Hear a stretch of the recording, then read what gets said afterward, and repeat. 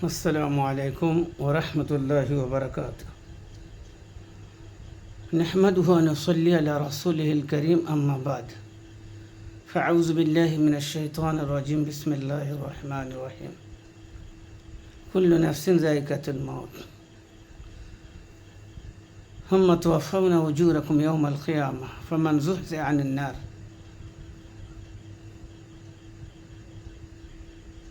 सदक़ल्लाहुल अज़ीम। महतरम बुजुर्ग दोस्तों, আল্লাহ সুবহান ও তাআলা আমাদের দুটো জীবন দিয়েছেন, দুনিয়ার ক্ষণস্থায়ী, আখিরাতে চিরস্থায়ী। তাই ইমানদারদের জীবন, যারা আখিরাত বিশ্বাসী, তারা তো দুনিয়ায় এসেছেন অল্প কিছুদিনের জন্য এবং নেক আমল সংগ্রহ করে নিয়ে যাওয়ার জন্য। তাই আমরা গুনাহগার মানুষ, প্রতি মুহূর্তে আমাদের গুনাহ হয়ে যায়।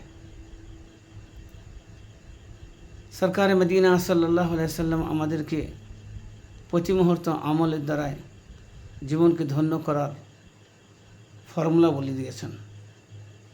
সকালে ওঠার পর থেকে শুতে যাওয়া পর্যন্ত এবং ঘুম থেকে ওঠার পর থেকে নিয়ে আপনার সন্ধ্যা পর্যন্ত 24 ঘন্টার আমাদের আমল দিয়েছেন, যেগুলো আমরা অতি সহজে করতে পারি।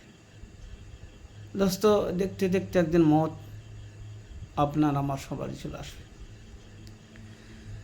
মৃত্যুর কষ্ট এবং কবরের সব থেকে বড় ঘবরাহট কষ্ট, যে চলে যায় সে জানে। আমরা সেখান থেকে উপলব্ধি করতে পারি না যে কী পরিস্থিতির মধ্যে আছে। তবে এতটুকু জানা যায়, কোরআন ও হাদিসের বিশ্বাসীদের এটা জানা এবং বিশ্বাস রাখা আমাদের ঈমান। যে কঠিন পরিস্থিতি, তাই আল্লাহ রাসূল পাক সাল্লাল্লাহু আলাইহি ওয়াসাল্লাম বললেন যে তোমরা শোয়ার পূর্বে ওযু করে নিয়ে কবরের আযাব থেকে বাঁচার একটা হাতিয়ার তোমাদের বলে দিচ্ছি। সেটা হলো কি? সূরা মুলক। সূরা মুলক এমন একটা সূরা যে আপনার কবরের আযাব থেকে বেফিকির থাকা যায়। প্রতিদিন জীবনে সূরা মুলক পড়ে আমরা শোব। তাই সূরা মুলক পড়ে শুলে পরে আমাদের মৃত্যু আসান হবে, কবর আসান হবে। তাছাড়া কোরআন পড়ার যে একটা ফজিলত, শোয়ার আগে বা ওযু হয়ে, বিশাল বড় ব্যাপার। সেজন্য জীবনে অনেক সময় অনেক দিকে নষ্ট করি। অল্প সময়ে যাদের মুখস্থ নেই তারা দিকেও পড়তে পারবেন, যারা জানেন না তারা শিখবেন।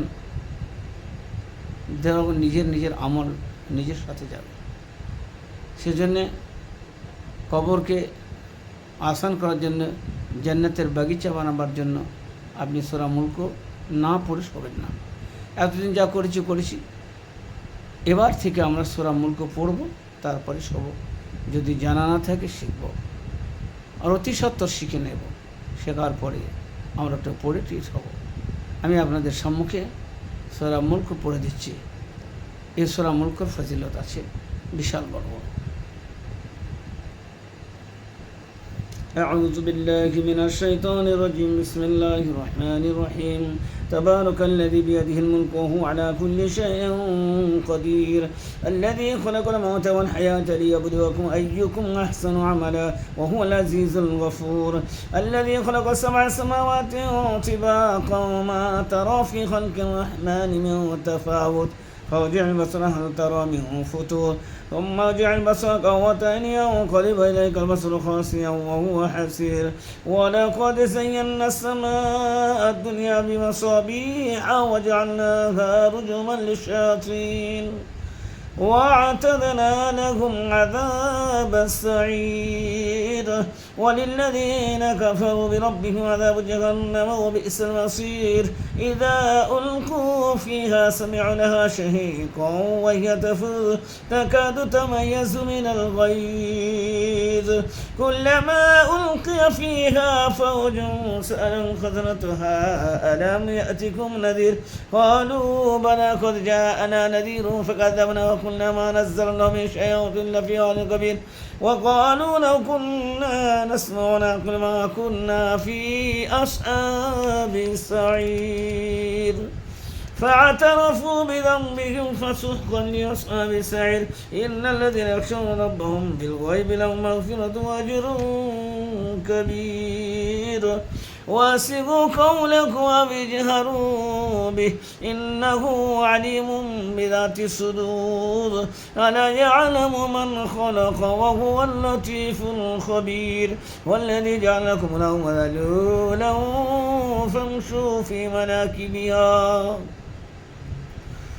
وكلوا من رزقه وإليه النشور أأمنتم من في السماء أن يكسب بكم الأرض فإذا هي تمر أم أمنتم من في السماء أن يرسل عليكم حاسبا فستعلمون كيف نذير ولقد كذب الذين من قبلهم فكيف كان نكير أولم يروا إلى الطير فوقهم صافات ويقبض ما يمسكهن إلا الرحمن إنه بكل شيء بصير أمن هذا الذي هو جند لكم ينصركم من دون الرحمن الكافرون إلا في غرور أمن هذا الذي يرزقكم إن أمسك رزقه بل لجوا في عتو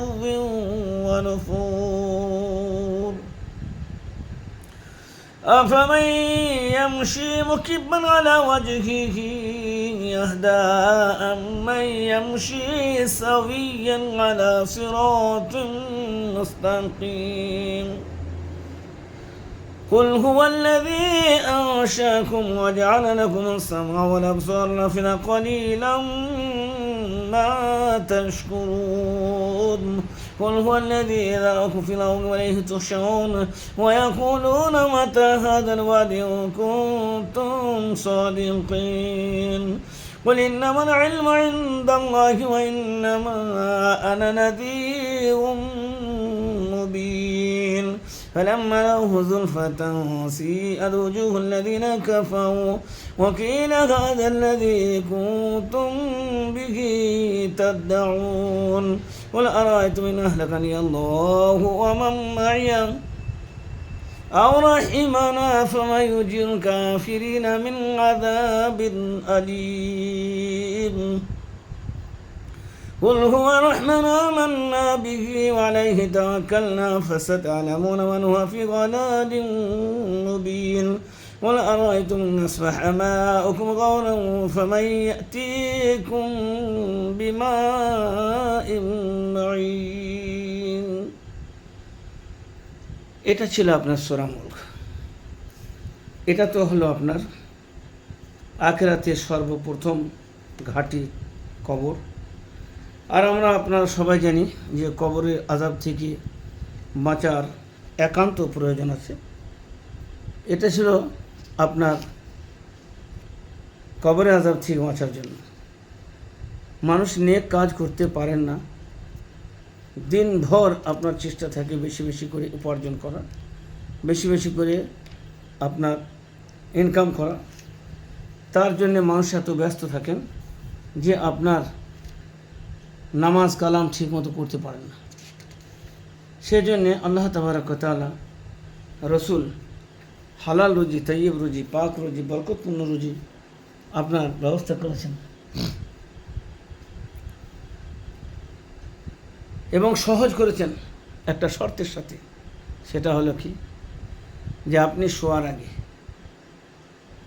যেমন সূরা মুলক পড়বেন, এটা 29 পারা প্রথম সূরা, তেমনইভাবে আপনি সূরা ওয়াকিয়া পড়বেন।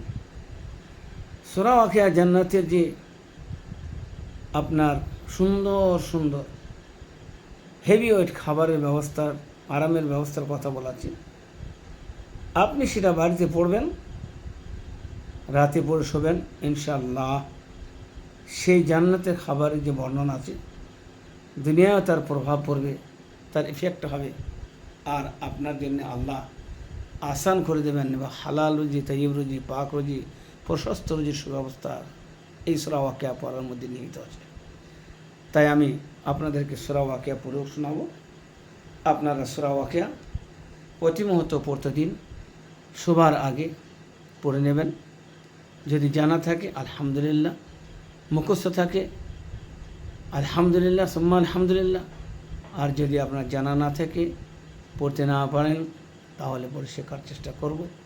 মৃত্যুর আগে আগে ইনশাআল্লাহ যেন আমাদের সকলকে শেখা এবং আমল করা তৌফিক দান করেন। أعوذ بالله من الشيطان الرجيم. بسم الله الرحمن الرحيم.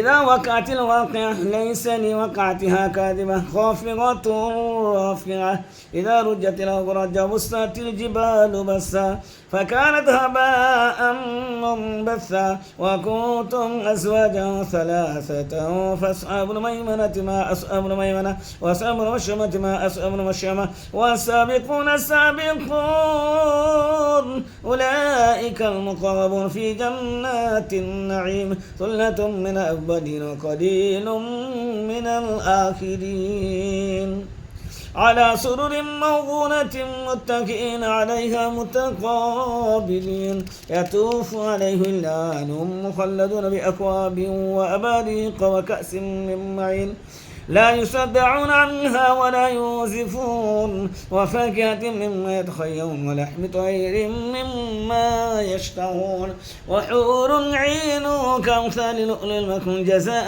بما كانوا يعملون لا يسمعون فيها لغوا ولا تأثيما إلا قيلا سلاما سلاما وأصحاب اليمين ما أصحاب اليمين في سدر مخضود وطلح منضود وظل ممدود وماء مسكوب وفاكهة كثيرة لا مقطوعة ولا ممنوعة وفرش مرفوعة إنا أنشأناهن إنشاء فجعلناهن أبكارا عربا أترابا لأصحاب اليمين ثلة من الأولين ثلة من الآخرين وأصحاب الشمال ما أصحاب الشمال في سموم وحميم وظل من يحموم لا بارد ولا كريم إنهم كانوا قبل ذلك مترفين وكانوا يصرون على الحنث العظيم وكانوا يقولون أئذا متنا